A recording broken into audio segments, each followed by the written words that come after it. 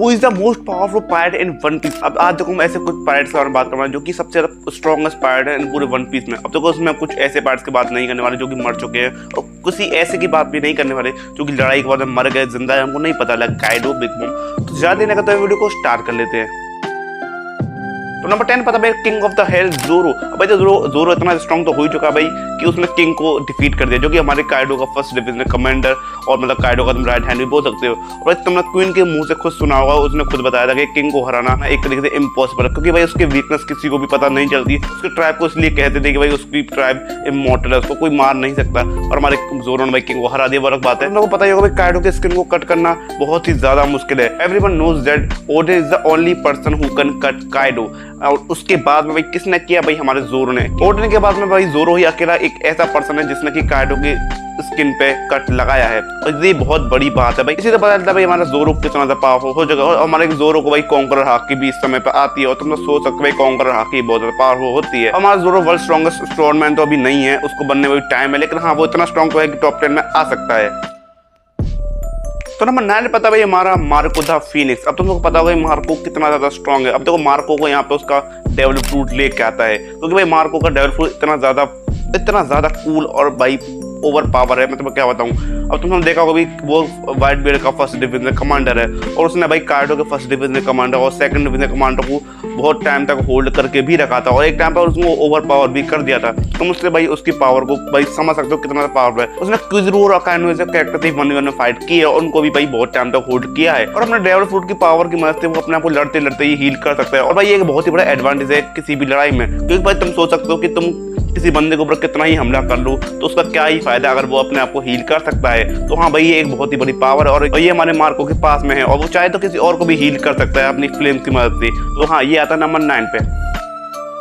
तो नंबर 8 पे आती है यामाटो। यामाटो काइडो की इकलौती बेटी है। यामाटो इतनी पावरफुल तो है भाई, वो चाहे तो काइडो से कुछ देर के लिए 1v1 फाइटिंग कर सकती है, और वानो आर्क में ऐसा कोई भी नहीं था लूफी को छोड़ के जो कि काइडो से भाई 1v1 में फाइट कर सके, और वहाँ पे हमारे यामाटो ने उससे 1v1 फाइटिंग की थी। और ऐसा ही नहीं भाई हमारा काइडो अपनी पावर्स को होल्ड बैक कर रहा हो, अपनी पावर्स को रोक रहा हो, वो भी फुल पावर में लड़ रहा था, और भाई हमारी यामाटो इतनी पावरफुल तो थी उसको वो टक्कर अच्छी खासी दे भी रही थी। और लूफी जितनी तो नहीं बोल सकते, पर हाँ वो इतनी पावरफुल थी कि काइडो उससे 1v1 लड़ पा रहा था, और वहाँ पे उस टाइम पे कोई भी नहीं था जो उससे 1v1 कर सके। और हमारी यामाटो भाई कॉन्करर हाकी के अलावा सारी ही हाकी को मास्टर कर चुकी है, और तुमसे समझ सकते हो। और भाई काइडो तक ने उसको ट्रेन किया है, तो तुम भाई इतनी ज्यादा पावरफुल तो है कि वो नंबर 8 पे आ जाए।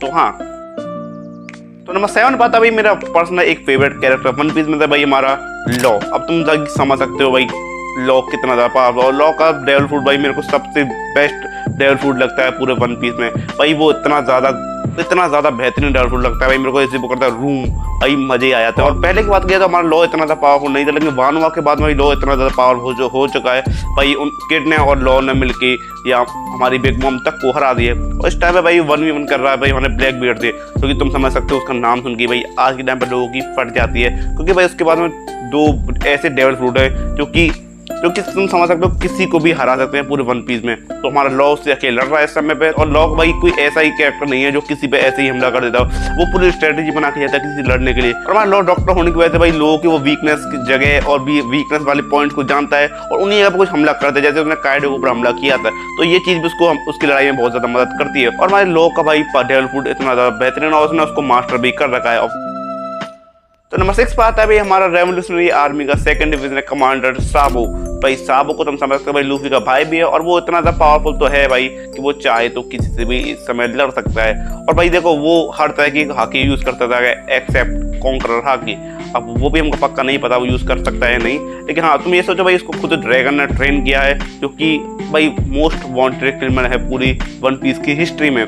तो भाई वो कितना ज्यादा स्ट्रॉन्ग हो तुम सब पता ही होगा, और वो बिना डेविल फ्रूट के ही भाई उस टाइम पर कितना ज्यादा पावरफुल था। और भाई एस का मेरा नोमी डेविल फ्रूट मिलने के बाद तो भाई उसकी पावर बहुत ही ज्यादा ओवर पावर हो चुकी है, उसको कोई भी आसानी से नहीं हरा सकता। और भाई वो मार्शल आर्ट और हर चीज में भाई परफेक्ट है, और वो साथ ही साथ में ड्रैगन का राइट हैंड भी है। तो तुम समझ सकते हो भाई एक इतनी बड़ी आर्मी का सेकंड डिवीजन कमांडर और भाई मोस्ट वांटेड क्रिमिनल का राइट हैंड, तो भाई वो इतना ज्यादा स्ट्रॉन्ग तो होगा कि वो इस जगह वो डिजर्व करता है। और भाई साबू को हम देख भी चुके हैं, वो इतना ज्यादा स्ट्रॉन्ग तो वो है कि वो किसी को भी 1v1 में हरा सकता है, एक्सेप्ट कुछ ही लोगों को छोड़ के।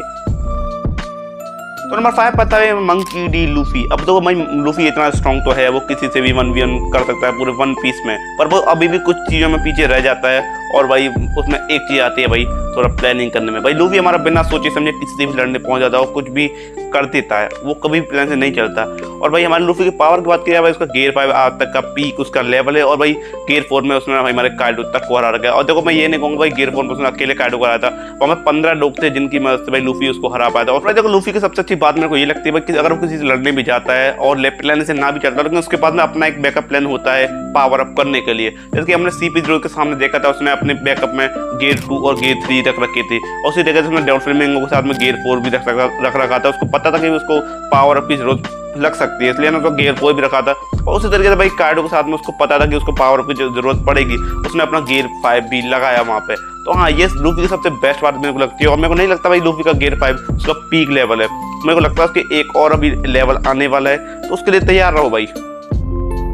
तो नंबर 4 पर आता है भाई Monkey D Dragon, the most wanted criminal in One Piece history. अब भाई देखो ये रेवोल्यूशनरी आर्मी का लीडर है, और भाई वो लीडर ऐसे ही नहीं है और लोग ही माने तो भाई उसके बाद में एक ऐसा डेवल फ्रूट है जिसकी पावर बियॉन्ड है भाई, जो कि अभी हमको इसके बारे में इतनी जानकारी नहीं है इस कैरेक्टर के बारे में। और देखो भाई ओडा कभी भी किसी भी कैरेक्टर को अगर इतना हाइप कर लेते हैं तो उसको ऐसे ही नहीं छोड़ते, वो भाई सही में इतना पावरफुल होता है। सोच भाई एक ऐसी आर्मी का लीडर है जिसका नाम सुनते ही भाई लोगों के पसीने छूट जाते हैं। और खासकर तुमने देखा होगा भाई मरी फोर्ड में जैसे ही ड्रैगन का नाम लिया गया था, लोगों की फट के हाथ में आ गई थी। उनका केवल नाम से सोचो अगर ऐसा कुछ हो रहा है, सोचो अगर उस बंदे ने लड़ाई शुरू की तो क्या ही होगा। और मरीन के भाई ड्रैगन से बहुत ज़्यादा फटती है, क्योंकि उनको डर लगता है कि भाई कभी भी वो हमला कर सकता है मरीन के ऊपर में।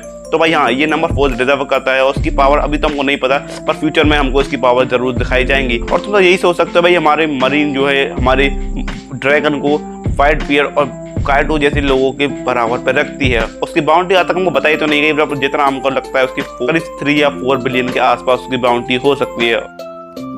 तो नंबर 3 बात है हमारा Mihawk, the most strongest swordsman in the world. अब भाई उसको ऐसे ही मोस्ट स्ट्रॉन्गेस्ट नहीं कहा जाता भाई, हमारे मीहॉक ने आते ही जोरो के 3 स्वॉर्ड स्टाइल को ऐसे ही पछाड़ दिया, वो भी एक नाइफ की मदद से। और वो भाई चाहे तो किसी को भी हरा सकता है वन पीस में। उसके बाद में भाई सबसे खतरनाक चीज़ है उसकी ब्लेड, जो कि है ब्लैक स्वॉर्ड उसको कुछ बोलते हैं, और भाई लोग उसको सेंस के बराबर रखते हैं, और वो भी भाई अपने आप को सेंस के बराबर समझता है। और भाई हमारे मियोक ने सभी तरह के हाकीज को मास्टर कर रखा है एक्सेप्ट कॉन्करर हाकी। और भाई हमारे मियोक को इतना ज़्यादा कभी दिखाया तो नहीं गया, लेकिन भाई उसको स्ट्रॉन्गेस्ट ऐसे नहीं बोलते। हमको आज तक कितने नए स्वॉर्डमैन दिखाया गया, लेकिन उसको स्ट्रॉन्गेस्ट स्वॉर्डमैन बोला जाता है। और भाई वो अब तुम कहो भाई वो इतना ज़्यादा स्ट्रॉन्ग भी नहीं है, हमारे स्वॉर्ड में उसने कुछ नहीं किया, तो भाई सही में उसने कुछ किया ही नहीं था। अगर वो चाहता तो पता नहीं क्या ही कर देता, वहाँ पे उसका मूड नहीं था भाई। मेरे को नहीं दिख रहा था कहीं से भी उसका मूड था, और तुम सभी देख सकते थे वो लड़ाई कहाँ था वहाँ पे भाई।